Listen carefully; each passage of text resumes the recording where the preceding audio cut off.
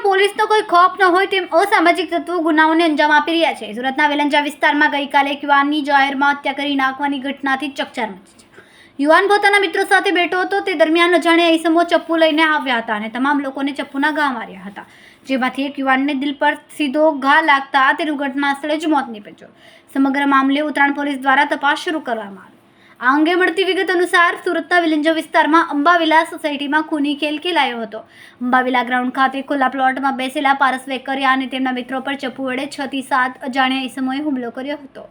પારસ વેકરિયાનું મોત નીપજ્યું છે। પારસ અને તેના મિત્રો કયા કારણસર હુમલો કરવામાં આવ્યો છે તે અંગે હાલ કોઈ માહિતી મળી નથી, પરંતુ અસામાજિક તત્વો ચપ્પુ લઈને જાહેરમાં સોસાયટી પાસે બેસેલા ઈસમો પર હુમલો કરતા હોવાથી લોકોમાં પોલીસની કામગીરી સામે અનેક સવાલ ઉઠ્યા છે।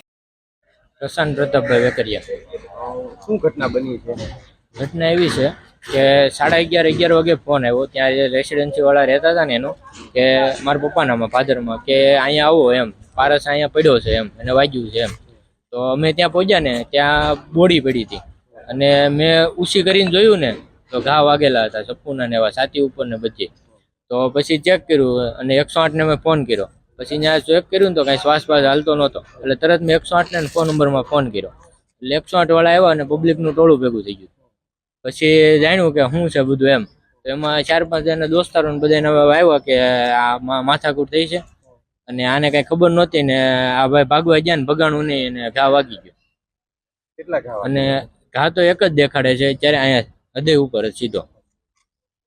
કોઈ અગાઉ કોઈ મગજમારી નહીં, અગાઉ એવી કાંઈ એની મગજમારી જ નહીં। તો કેટલા લોકો દ્વારા ચપ્પુના ઘા મારવામાં જાણે જાણ મળી ને ત્યારે એમ કહે છે કે 7-8 જણા હતા અને આ લોકો 4-5 બેઠા હતા, એમાં આને અહીંયા ચપ્પુનો ઘા માર્યો, બીજા બધાને અલગ અલગ જગ્યાએ વાગ્યા। કેટલા જણાને વાગ્યા ઈજામાં 3 જણા છે। હવે તમારી ફરિયાદ નોંધાઈ ગઈ છે ને? નોંધાઈ ગઈ। અમારી એ જ માંગ છે કે ઇન્સાફ મળવો જોઈએ આમ, અને શું છે બધું જાણકારી મળવી જોઈએ, કોણ કરવા વાળો છે। પોલીસ દ્વારા શું કાર્યવાહી કરવામાં? પોલીસ વાળા અત્યારે બધી કાર્યવાહી થઈ ગઈ છે અને જે લોકોને અત્યારે જેને કર્યું છે એ બધા અત્યારે રિમાન્ડ ઉપર આવી ગયા છે।